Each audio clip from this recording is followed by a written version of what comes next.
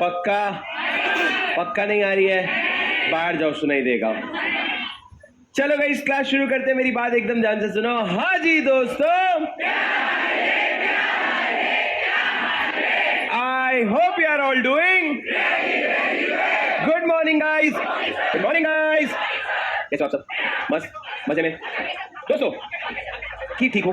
तेरे होते हुए अच्छा कैसे हो सकता हूँ? यहाँ आने तक ठीक था, तेरी शक्ल दिख गई, तुम्हारी नहीं, सिर्फ इसकी, ठीक है? बाकी तुम लोग को देख के खुश हो गया। सुनो मेरी बात दोस्तों, मेरे हाँ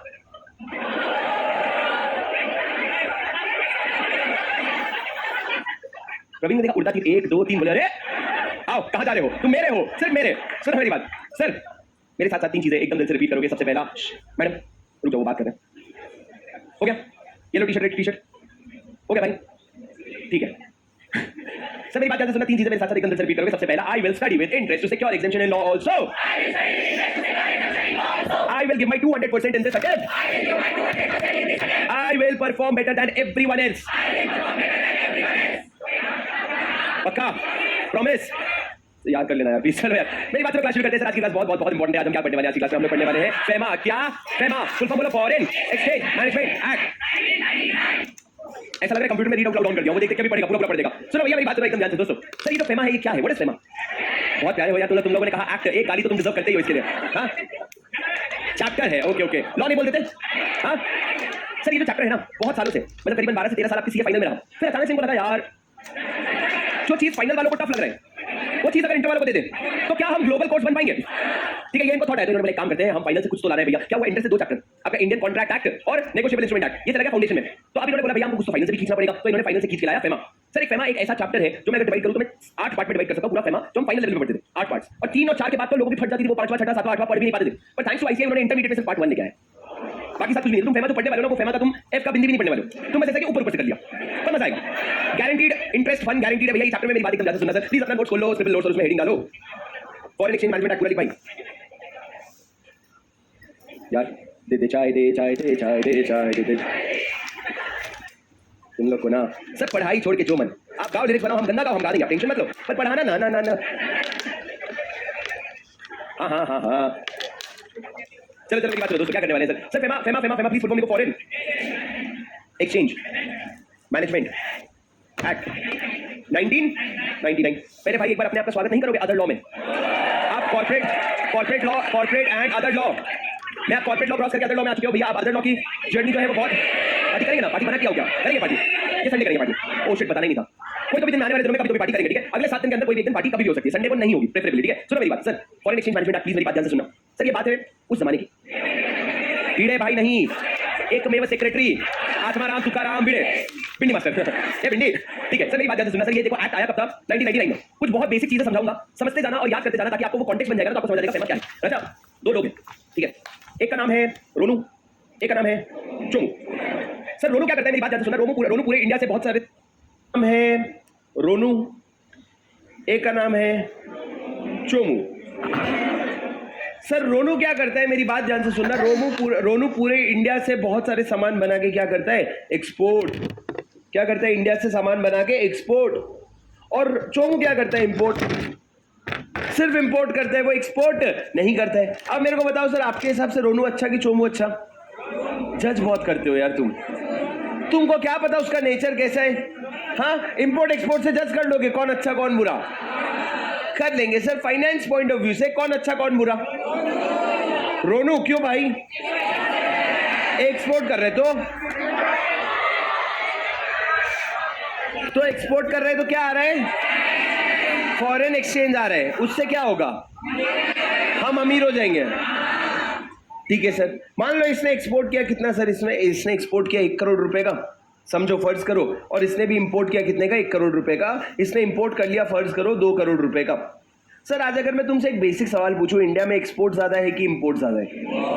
अनफॉर्चुनेटली इंडिया का इंपोर्ट एक्सपोर्ट से बहुत ज्यादा है। अच्छी बात यह है कि ओवर द पीरियड्स ये डिफरेंस कम हो रहा है।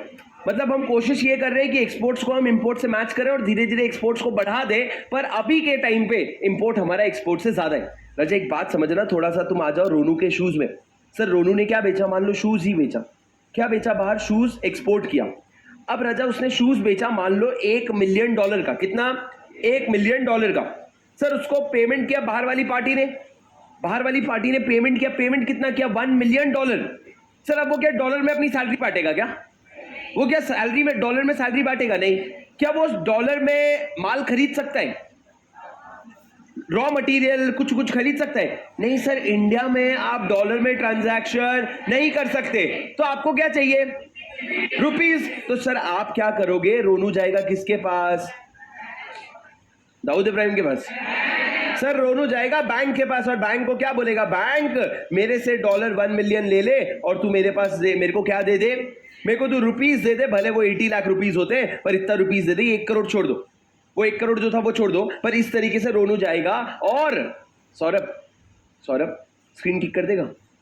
नहीं आता तो एक बार बुला लेना प्लीज। सर मैंने क्या कहा? रोनू जाएगा बैंक के पास और बैंक को बोलेगा ये ले $1 मिलियन और तुम मेरे को रुपीस में दे दे। बैंक बोलेगा क्यों? तो रोनू बोलेगा भाई तुम ही लोगों ने मना कर रखा है डॉलर में ट्रांजैक्शन मत करना, रुपीस में ट्रांजैक्शन करना, तो मेरे को रुपीस तो दे। तो सर जब आप डॉलर लेके जाओगे ना तो बैंक खुश होएगा कि दुख होएगा? सर बैंक होएगा खुश, बोलेगा वाह भाई मेरे को एक ग्लास लाके दे भाई, मैं बताता हूं। हाँ सर ये बैंक खुश होएगा, क्यों सोचो? सर समझो ये बैंक का गुल्लक है। बैंक का क्या है? गुल्लक। तुमने इस गुल्लक में क्या डाला? तुमने डाला डॉलर्स। तुमने इस गुल्लक में डॉलर डाल दिया और तुमने रुपीस मांग लिया, जिसकी कमी उसके पास नहीं है। कमी रहेगी तो जाके छाप देगा, पर डॉलर की कमी थी, तूने गुल्लक में क्या कर दिया? डॉलर डाल दिया, तो वो क्या हो गया? बैंक खुश। अब सर बैंक खुश था ही कि उसके पास आया चोमू ने क्या कर रखा है? 2 करोड़ का इंपोर्ट कर रखा है। सर उसको 2 करोड़ छोड़ो, उसको 2 करोड़ नहीं, उसने $2 मिलियन का इंपोर्ट कर रखा है। अब सर उसने जो $2 मिलियन का इंपोर्ट किया, उसको पेमेंट करना है, तो तू स्क्रिबल क्यों नहीं कर रहा? कर रहे दिखा। अरे नया चैप्टर है, हरकतें मत बिगाड़ो, अच्छे से सुन लो। जो चीजें देखो, तुमको जो चीजें बहुत बेसिक लग रही है वो मेरे को करवाना जरूरी है, ताकि धीरे धीरे कर वैसा जाएगा। सीधा पढ़ा दो इंपोर्ट एक्सपोर्ट का क्या रिजर्व की बात चल रही है? नहीं ना, बेसिक समझा रहा हूं, समझ लो।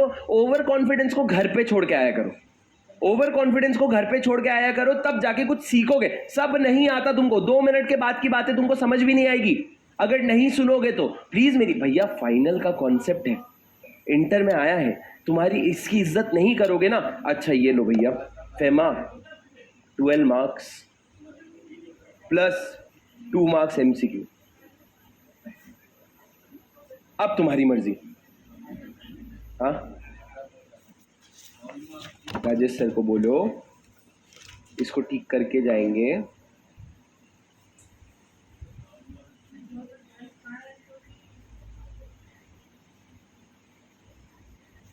हाँ जी सर, क्या कहा मैंने ये कहा इंपोर्ट। चोमू क्या करता है? इंपोर्ट।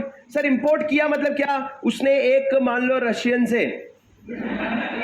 सप्लायर से, सर तुमने ड्रग्स मूवी नहीं देखी है क्या? रशियन सप्लायर होते हैं, उनसे उसने माल खरीदा, और माल खरीदा उसके लिए उसको $2 मिलियन का पेमेंट करना है।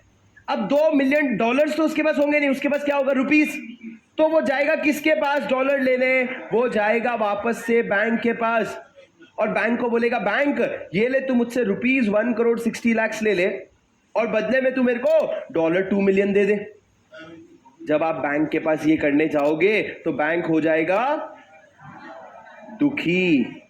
क्यों भाई? क्योंकि मेरे गुल्लक में बड़ी मेहनत से मैंने इकट्ठा कर करके रिजर्व्स इकट्ठा किए थे, और तूने क्या किया? अचानक से इस रिजर्व्स को खाली करने की बात कर ली। तू मुझसे इंपोर्ट करने के लिए पैसा मांग रहा है, तू बहुत बुरा है, तूने मेरा गुल्लक खाली कर दिया। सर पर ये गुल्लक की जरूरत क्या है?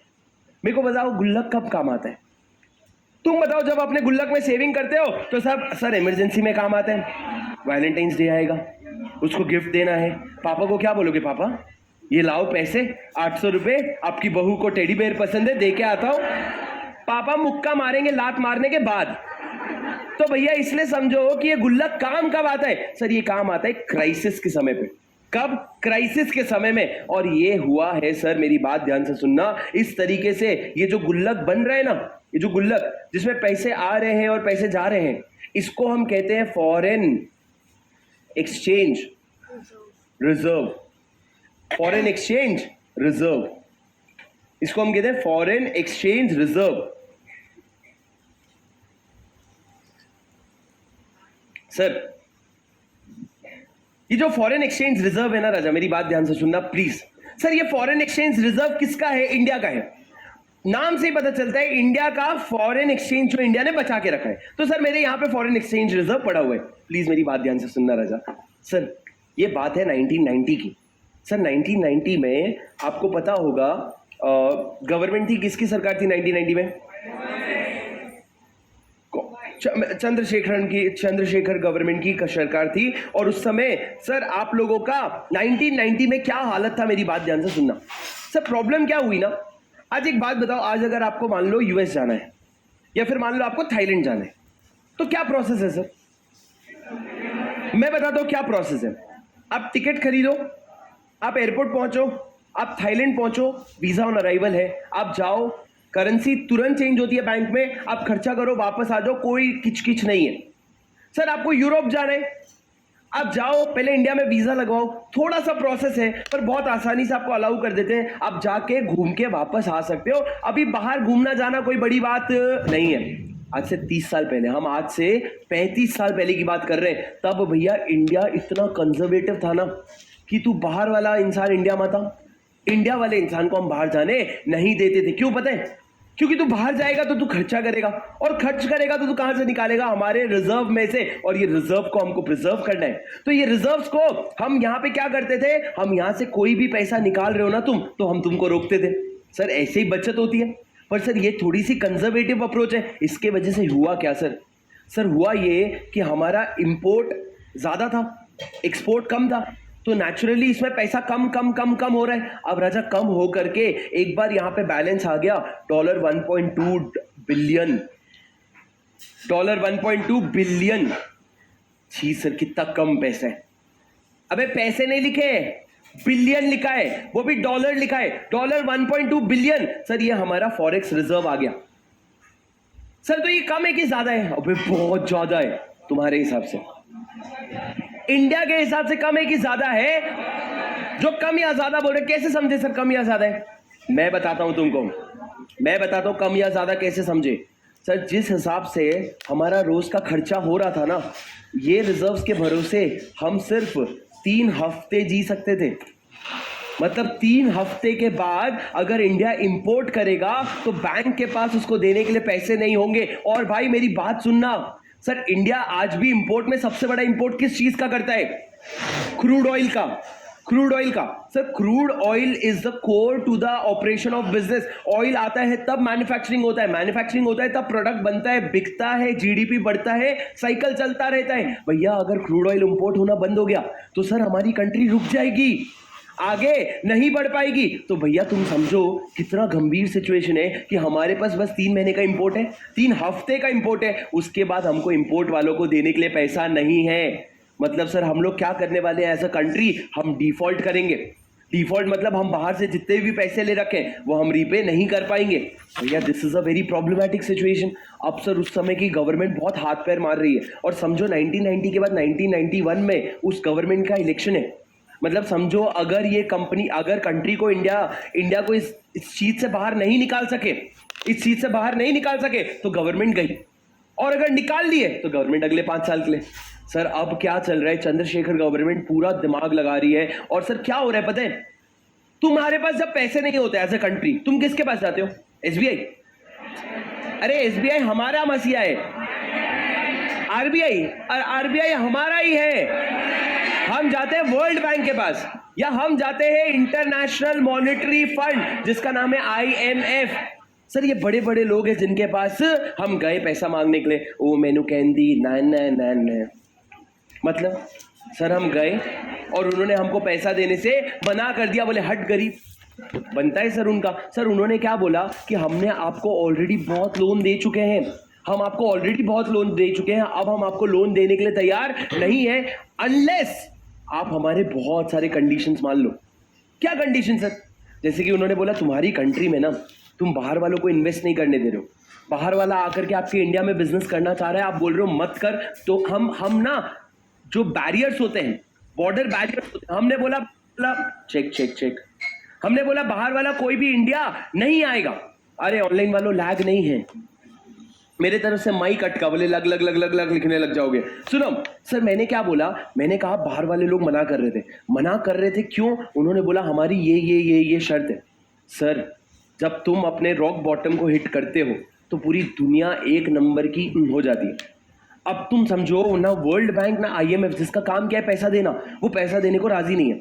अब उस समय चंद्रशेखर गवर्नमेंट ने एक गलती करी। क्या? पैसों की भूख है, पैसा चाहिए और इलेक्शन सर पे। उन्होंने क्या किया पता है? उन्होंने इंग्लैंड से लोन लिया। कहां से? इंग्लैंड से लोन लिया। और सर, ये जो इंग्लैंड से लोन लिया, फोकट का नहीं लिया, रेट पे इंटरेस्ट बहुत हाई दिया। भाई, इसका बैटरी चेंज करेगा क्या? बुलाना किसी को, बैटरी चेंज कर।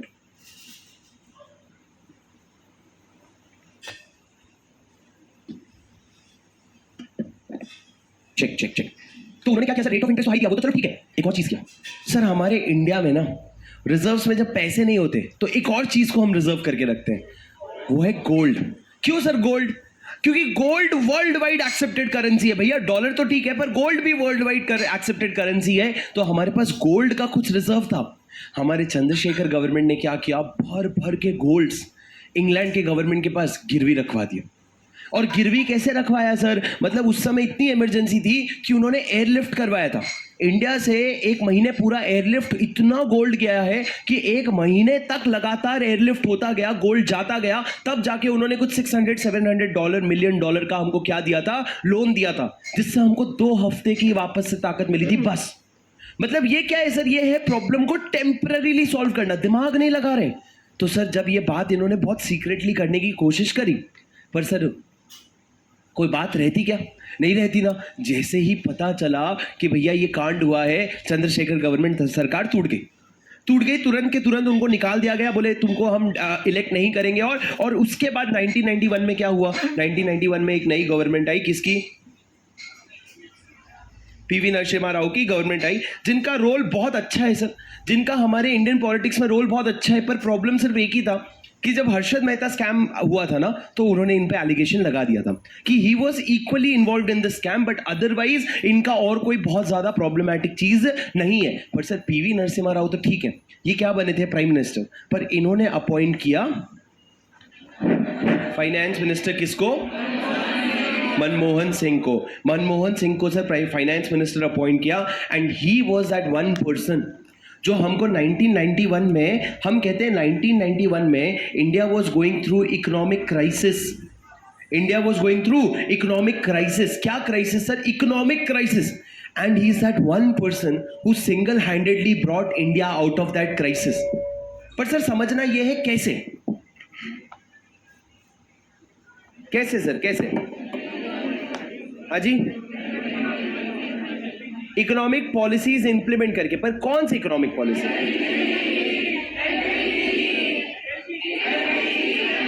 एक सेकेंड, तू बोल। LPG लिबरलाइजेशन, ठीक है। सब इकोनॉमिक्स वाले हो क्या? हाँ सर, इन्होंने 1991 में क्या किया? इकोनॉमिक क्राइसिस को सॉल्व। अच्छा, लिबरलाइजेशन मतलब क्या सर? बोल भाई।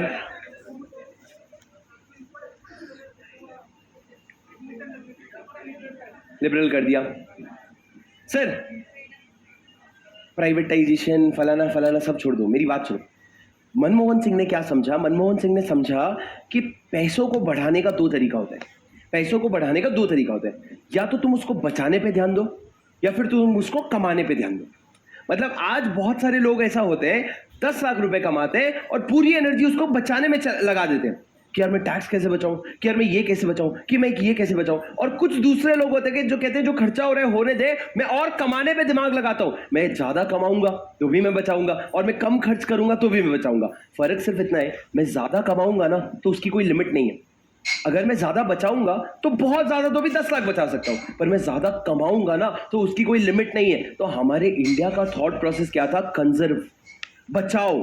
पर अब उन्होंने उस समय थॉट प्रोसेस बदला और बोले अब हम कंजर्व नहीं करेंगे, now we will go aggressive, now we will open our Indian borders for investment. बाहर वाले लोग, तुमको जितना आकर के इंडिया में इन्वेस्ट करना है तुम इन्वेस्ट करो। तुमको अगर बैंकिंग सेक्टर में इन्वेस्ट करना है थोड़ा सा वो भी कर लो, तुमको अगर कोई भी सेक्टर में तुमको मैन्युफैक्चरिंग करनी हो, तुमको कुछ भी करना है तुम आके इन्वेस्ट करो। इससे 2 फायदा होगा सर, 2 फायदा होगा। एक तो ये लोग आके जब इन्वेस्ट करेंगे तो इंडिया में क्या आएगा, डॉलर, हमारा फॉरेन एक्सचेंज रिजर्व बढ़ जाएगा। दूसरा, मेरी बात ध्यान से सुनना सर, जब बाहर वाले लोग आएंगे it will bring competition, and competition is always good for the consumer. Competition is always good for the consumer. आज अगर मान लो रिलायंस अगर पावर का काम कर रहा है, मान लो बाहर की कोई कंट्री से आया और वो बोला पावर में तुमको 6 रुपए पर यूनिट में दूंगा, तो रिलायंस अब हुआ ना, तुम देख लो ना एविडेंटली रिलायंस जियो के आने के पहले डेटा पैक कितना ज्यादा महंगा था, अब सब ला दिया ना रेट पे। तो ये कंपटीशन का फायदा होता है कंज्यूमर्स के लिए, उनकी प्रॉफिट कम हो गई पर हमारा भला हो गया। तो सर इन्होंने बोला करना कंपटीशन। जब इंडिया वाले आके रोने लगे कि भैया ये हो रहा है वो हो रहा है, तो उन्होंने बोला तू क्या रो रहा है, तू अपना प्रोडक्ट को ऑप्टिमाइज कर, तू अपना मैन्युफैक्चरिंग प्रोसेस ऑप्टिमाइज कर, तू अपना, you give a fair competition to them. We want you to win but we will be fair with everyone. हमने इंडिया में इन्वेस्टमेंट खोल दिया, हमने बोला जिसको आकर के इंडिया में इन्वेस्ट करना है इन्वेस्ट करो। और सर जब हमने इन्वेस्टमेंट खोला तो दूसरी तरफ से हमने खर्चा भी खोल दिया। हमने बोला जिसको इंडिया के बाहर जाके इन्वेस्टमेंट करना है कर ले, तेरे को इंडिया के बाहर घूमने जाना है चले जा, बाहर वाले को इंडिया में घूमने आना है आ जाओ, कोई प्रॉब्लम नहीं है। Because of that kind of liberal thought there was a scheme brought in which is called as liberalisation scheme, जो सर आया कब था, 1991 में ही आया था। सर जब पीवी नरसिम्हा राव जब इलेक्ट हुए थे ना एज अ प्राइम मिनिस्टर, उन्होंने जो पहली स्पीच बोली थी ना उसमें उन्होंने बोला था ये इकोनॉमिक क्राइसिस आज का हमारा सबसे बड़ा प्रॉब्लम है। मतलब सोचो उस समय कितना ज्यादा प्रेवलेंट था वो प्रॉब्लम। मतलब जैसे हमारे लिए कोविड जब आया तो we lived that phase of Covid, right. तो हमको पता है कोविड क्या है, आज से 50 साल बाद बच्चे लोग बुक्स में पढ़ेंगे, पर we have been through it. तो सोचो 1991 में जैसा कोविड जितना बड़ा प्रॉब्लम, वैसा इकोनॉमिक क्राइसिस एक प्रॉब्लम था जिसको हर कोई डिस्कस कर रहा है कि भैया हमारे पास सिर्फ 3 हफ्ते का खर्चा बचा है। जैसे छोटे घरों में नहीं होता कि अब तो 2 हफ्ते का खर्चा बचा है, आगे का क्या, तो बोलते चलो जाके काम करके आते हैं। वैसे इंडिया का हाल हो गया था कि 3 हफ्ते का खर्चा बचा है। अब सर लिबरलाइजेशन करके धीरे धीरे आगे बढ़े। जब आगे बढ़े ना तो इनको धीरे धीरे करके समझ आया कि हमारे पास एक एक्ट है जिसका नाम है, धीरे धीरे आगे बढ़े। जब आगे बढ़े ना तो इनको धीरे धीरे करके समझ आया कि हमारे पास एक एक्ट है जिसका नाम है FERA।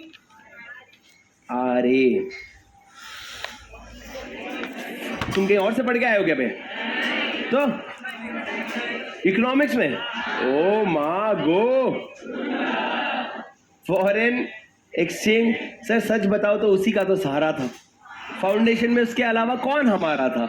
एक ही तो था इकोनॉमिक्स, जो साइंस वालों का भी है, जो कॉमर्स वालों का भी है। आर्ट्स वाले आ जाए तो उनको भी, हमारा मैथ्स क्या ईगो में चलता है, बोले मैं साइंस वालों का हूँ कॉमर्स वाले, सेम ईगो दिखाता है अकाउंट्स, बोले मैं कॉमर्स वालों का हूँ साइंस। इकोनॉमिक्स क्या सबका है अपन, ठीक है। मेरी बात सुनो, इधर देखो sir, foreign exchange reservation regulation act जो भी है, फॉरेन एक्सचेंज रेगुलेशन एक्ट है।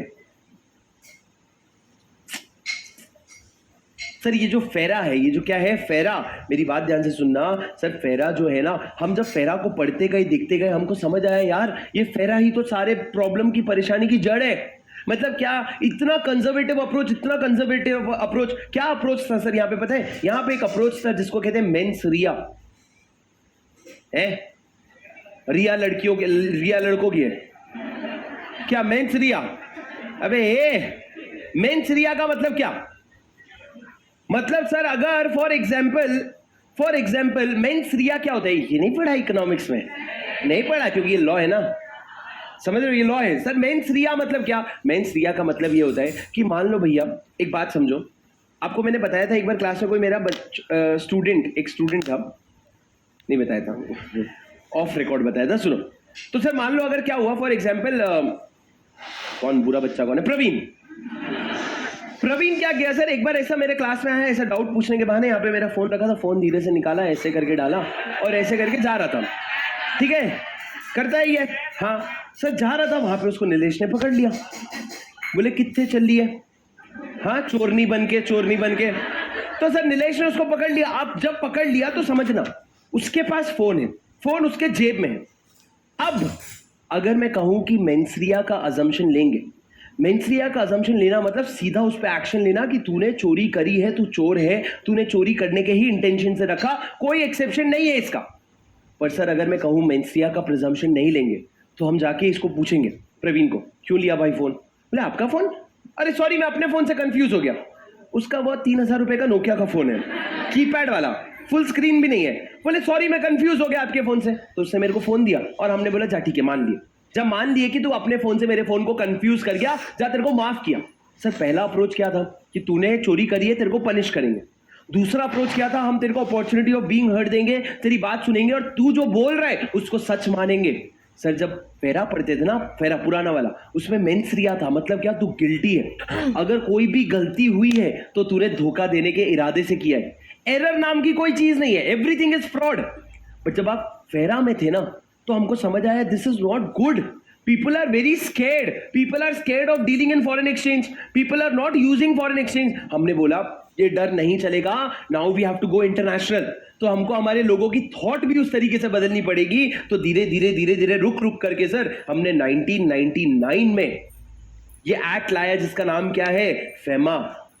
और सर फेमा एक्ट लाने के बाद और जो मनमोहन सिंह ने जो प्रोसीजर्स, जो सिस्टम सेट किए थे, उसको कंप्लाई करते करते we are in a situation जहां पे हमारा फॉरेन एक्सचेंज रिजर्व कितना है बताएं, 600। सर हम पिछले 2 साल से हर साल, हर महीने, हर क्वार्टर अपना रिकॉर्ड्स ब्रेक कर रहे हैं। लेटेस्ट वाला देखते हैं, foreign exchange reserve of India.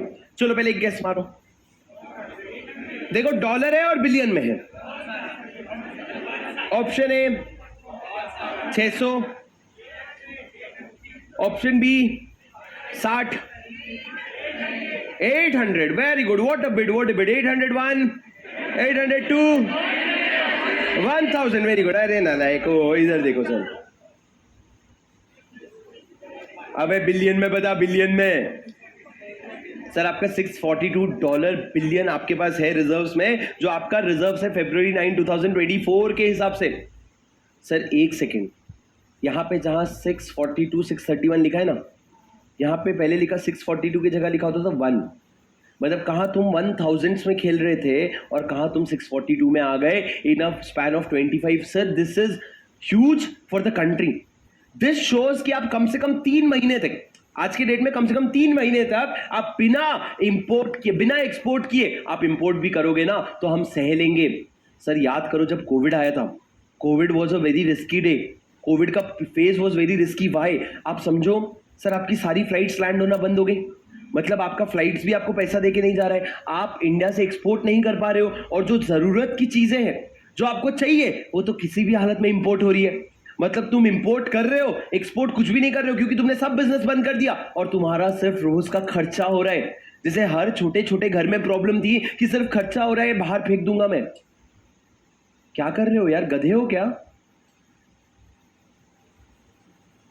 डांटूंगा ना, आधे घंटे तक नहीं रोना रुक पाएगा आपका।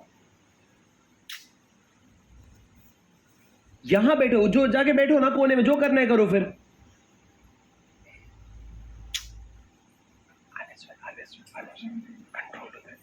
भाड़ में जाओ। इधर देखो सर, मैंने क्या बोला, मैंने ये कहा कि आप लोगों का जो रिजर्व है वो आप लोगों का 3 महीने का रिजर्व बना। इसका मतलब क्या है राजा? इसका मतलब ये है कि अब आप आराम से सस्टेन कर सकते हो। तो मैं कोविड का बता रहा था, कोविड में जैसे हर घर में ये हो रहा था कि भाई आमदनी खत्म हो गई, खर्चा बहुत हुए जा रहा है, तो भैया इनकम है नहीं, एक्सपेंस हुए जा रहे हैं। ये तो इंडिया लेवल पे हो गया ना, इंडिया का भी कोई इनकम एज सच है नहीं, क्योंकि आप एक्सपोर्ट कर नहीं रहे हो, आपके यहाँ फ्लाइट्स नहीं आ रही है, शिप्स नहीं आ रही है, कुछ भी नहीं आ रहा है, पूरा बॉर्डर कट ऑफ हो चुका है। तो भैया हमने बोला हमको अब अपने सेविंग्स पे जीना पड़ेगा, तो फॉरेन एक्सचेंज रिजर्व पे हिट हुआ था सर, पर वापस से हमने क्या कर लिया, रिकवर करके हम आगे बढ़ गए। तो भैया ये सब कारण से सबसे पहली चीज, ये सब कारण के वजह से Manmohan Singh is very respected leader because he had the capability to bring us out of that crisis. Only a well educated and a very knowledgeable man can bring you out of such situation. जिसको economics का, जिसको finance का इतना knowledge हो, सिर्फ वही ला सकता है। और इसको लीड करना, पूरे कंट्री के ओपिनियन के अगेंस्ट जाके ये बोलना कि भैया तुम लिबरल स्कीम में जाओ, तुम्हारा conservative scheme is not working, you go for a liberalisation scheme, that was a big move. तो भैया उसके वजह से आज हमारा फॉरेन एक्सचेंज रिजर्व है, और हमारा काम एक ही है सर, इसको ग्रो करते रहना। क्योंकि सर जितना ज्यादा तुम्हारा सेविंग्स उतना ज्यादा तुम्हारा कंफर्ट। तो हम चाहते हैं जितना हमारा फॉरेन एक्सचेंज रिजर्व बढ़ जाए उतना हम खुश रहेंगे और उतना ही हम लोगों पे कम डिपेंडेंट रहेंगे। कल को अगर कोई भी वॉर छिड़ता है तो ये रिजर्व्स हमारा खर्च होना शुरू हो जाएगा. मतलब it is like a time bomb. ये जब भी तुमने किसी पे अटैक किया या जब भी कोई वॉर होता है, इस पे सबसे ज्यादा इंपैक्ट आता है सर. तुम समझ रहे हो मेरी बात? तुमको पता है 1991 जब ये नरसिम्हा राव का के पहले जो चंद्रशेखर गवर्नमेंट था, उस समय पे एक बार आज तक सिर्फ ऐसा हुआ है कि बजट पास ही नहीं हो पाया. मतलब बजट जो आपका फाइनेंस बजट बनता है, जिसमें आपका इनकम टैक्स, जीएसटी और पूरा पूरा इंडिया का बजट बनता है, वो बजट पास ही नहीं हो पाया. क्यों पता है सर? क्योंकि बजट मतलब क्या? आप सोचते हो कितनी इनकम आएगी, कितना लोन लूंगा और कितना खर्चा करूंगा. सर आपकी इंडिया की हालत इतनी खराब थी कि आपने बजट में लिख रखा है कि मैं 1 लाख करोड़ का लोन लूंगा, 1 लाख करोड़ का लोन लूंगा. तुमको देने के लिए कोई भी नहीं है. तो ऑपोजिशन पूछ रहा है भाई तू लेगा बोल रहा है पर देगा कौन तेरे को? तेरा इंडिया का रेटिंग देखा है? इंडिया का रेटिंग खराब हो गया था सर. जो बड़े बड़े क्रेडिट रेटर्स रेटिंग देते थे कंट्रीज को, उन्होंने इंडिया का रेटिंग खराब कर दिया. तो जब रेटिंग खराब कर दिया तो बजट पास ही नहीं हुआ. उन्होंने बोला हम ये बजट फालतू से अप्रूव ही नहीं करेंगे. तो जब नई सरकार आई तब जो बजट बना दैट वाज मोर रीजनेबल और उसको अप्रूव किया गया. अरे तुम समझ रहे हो क्या? तो भैया ये सब it was a good time to live in. 1991, 2008. तुमको पता है 2008 के क्राइसिस के बारे में? कभी फ्री हो गए, अभी तो थोड़ा सा टाइम मिला है ना, जा करके यूट्यूब में तो यूट्यूब में ढंग से बस 2008 के क्राइसिस के बारे में समझना. तुमको इतना ज्यादा नॉलेज आएगा, इतनी ज्यादा क्लैरिटी आएगी कि फ्रॉड कैसे करना है, सॉरी फ्रॉड से बचना कैसे है, ये तुमको क्लैरिटी है. सीखने वाला तो वही सीखता है जो उसका नेचर है. वीडियो तो बस एक जरिया है. तुमको तुम्हारी हाँ यहां मान गए, मैं बोलता हूं तो नहीं मानते. ठीक है, आ जाओ सर, मेरी बात सुनो. राजा लिखो. सर उस गोल्ड का क्या हुआ जो इंग्लैंड गया था? वो